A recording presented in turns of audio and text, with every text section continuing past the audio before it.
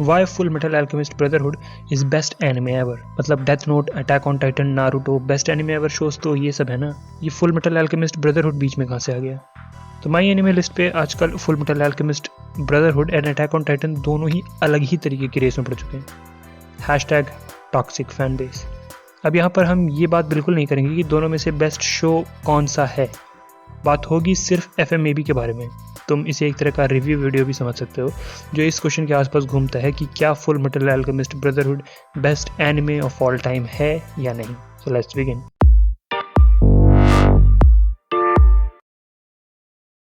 अब anime shows में ये कंपेयर कर पाना कि कौन सा शो एक बेस्ट एनिमे शो है, ये काफ़ी बोरिंग और ऑलमोस्ट ज़ीरो रिजल्ट देने वाला काम है, क्योंकि सारे ही एनिमे शोज़ किसी न किसी एस्पेक्ट में बाकी चीज़ों को ओवरटेक करके लोगों के फेवरेट बन ही जाते हैं। पर फुल मेटल अल्केमिस्ट में ऐसा क्या है जो ये best anime of all time है। तो हम इस बात को समझने के लिए कुछ एस्पेक्ट्स पे बात करेंगे, जो कि है story, character, philosophy, art style, music वगैरह वगैरह। तो स्टोरी कुछ ऐसी है कि एक एमेस्ट्रिस नाम की कंट्री है जिसके एक विलेज में 2 बच्चे रह रहे होते हैं, एडवर्ड एंड अल्फोंस एल्रिक, अपनी मदर के साथ। इनको इनके फादर होएनाइम ने अबैंडन कर दिया था। अब ये दोनों बचपन से एल्केमी में काफ़ी इंटरेस्टेड थे, काफ़ी ज़्यादा। अचानक एक दिन इनकी मदर की डेथ हो जाती है कुछ अंडरलाइन डिजीज़ की वजह से, एंड ये इंसिडेंट इनको इतना ज़्यादा इफेक्ट करता है कि ये दोनों एल्केमी वर्ल्ड के सबसे बड़े सिन को अंजाम दे देते हैं, ह्यूमन ट्रांसम्यूटेशन।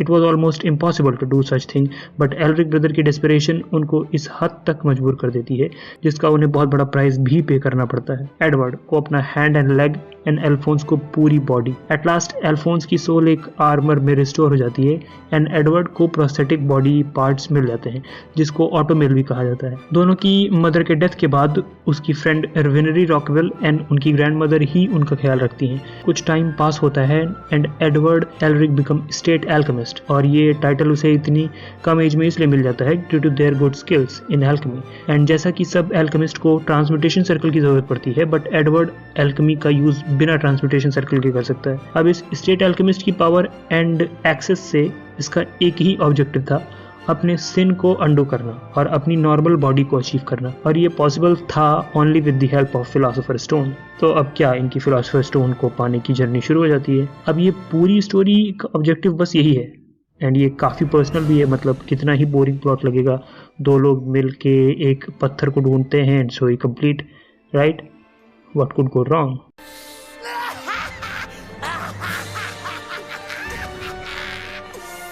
असली शुरुआत तो यही है। जैसे जैसे स्टोरी आगे बढ़ती है, the whole world get involved in this. Character का इंट्रोडक्शन शुरू होता है एंड स्टोरी इस तरह प्लॉट ट्विस्ट पे प्लॉट ट्विस्ट करती जाती है कि एल्रिक ब्रदर का जो गोल था वो पूरे सिनेरियो का एक छोटा सा पार्ट बन जाता है।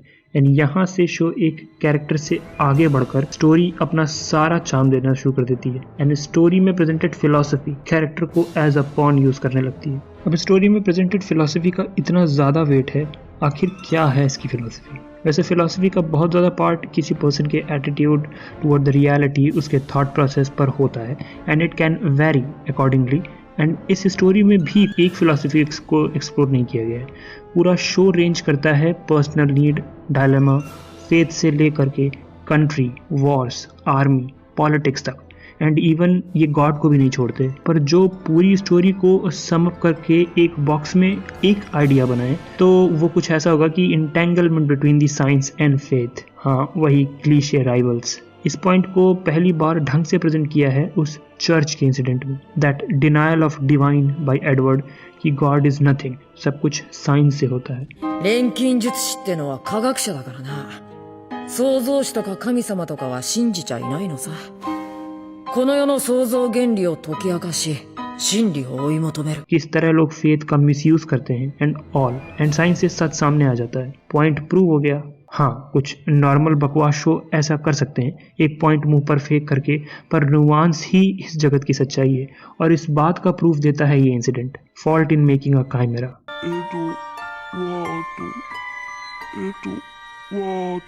ब्रो ये सीन एपिक लेवल पे डार्क है, which shows ruthlessness of science and उसके कॉन्सिक्वेंसेस क्या हो सकते हैं। साइंस का एरोगेंस किस लेवल पे toward other kind of knowledges है।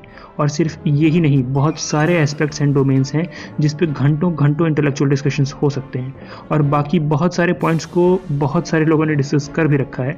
बेटर ये होगा कि तुम शो खुद देखो और अपने आइडियाज़ खुद फॉर्म करो और अपने इंटरेस्ट की चीज़ को पिक करके अगर तुम्हें ये प्रोसेस पसंद है तो उस बारे में जानो। तो इसी के साथ आगे बढ़ते हैं शो के जेम पॉइंट पर, जो हैं इसके characters. Edward, Elric and Alphonse are main protagonist of this show, but I doubt why not Hohenheim, why not the god himself. हाँ, इसी तरह की कंफ्यूजन क्रिएट हो जाती है पूरे शो के दौरान, because characters so well written and strong in the sense of कि वो इतने ज़्यादा प्रोफाउंड हैं कि हर कैरेक्टर अपनी अलग मिनी शो हैंडल कर सकता है। Colonel Mustang, Winry, major Armstrong, prince Ling Yao और इवन एक छोटा सा पर्पस फुलफिल करने वाला बैरी द चॉपर ही क्यों ना हो। एंड ह्यूमन नेचर की 7 डेडली सिंस को रिप्रेजेंट करते हुए ये 7 characters, lust, wrath, greed, envy, sloth, pride and gluttony. Every character has its own deep sense जो उनके नाम को पूरी तरह से जस्टिफाई भी करता है। wrath का origin, lust की power, gluttony का बचपना and greed की जो transition है, evil to good, good to evil, सब कुछ इतना बिलीवेबल है कि you will be like nah this is truth।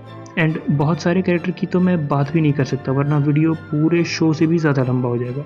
और अगर मैंने ट्राई भी किया तो I will probably be crushed in the giantness of those characters. इस शो में सबसे स्ट्रॉन्ग पॉइंट केवल इसकी शानदार स्टोरी और कैरेक्टर ही नहीं है, बल्कि इसका एनिमेशन, एक्शन एंड म्यूजिक भी है। इसका आर्ट स्टाइल एंड एक्शन काफ़ी फिट बैठता है, जितना भी कुछ स्टोरी को जस्टिफाई कर सके।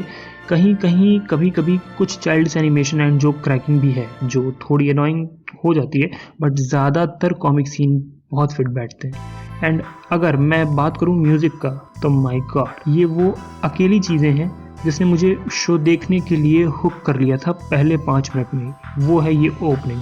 अगेन मैं तुम्हें ये एक्सप्रेस ही नहीं कर सकता कि ये म्यूज़िक का वाइब कितना अलग है। मैं जब ये सुनता हूँ तो मैं कम्प्लीटली एक अलग दुनिया में चला जाता हूँ। The music behind any fight sequels and any tense situation, and इसका म्यूजिक रेंज बहुत डाइवर्स भी है, फनी से लेकर के टेंस से लेकर के हैपनिंग से लेकर के रिमॉर्स तक। लाइक डेथ नोट में ज़्यादातर म्यूजिक मिस्टीरियस है, हंटर में एनर्जेटिक म्यूजिक है, पर FMAV has so much variety. After watching these all मेरे दिल में हिरोमू आराकावा एंड हिरोशी ओनोगी के लिए अलग ही जगह है। अपने ऑलमोस्ट 10 साल पूरे करने के बाद भी ये शो आज माई एनिमे लिस्ट पे टॉप पे बैठा है एंड मेरे according it deserve that crown.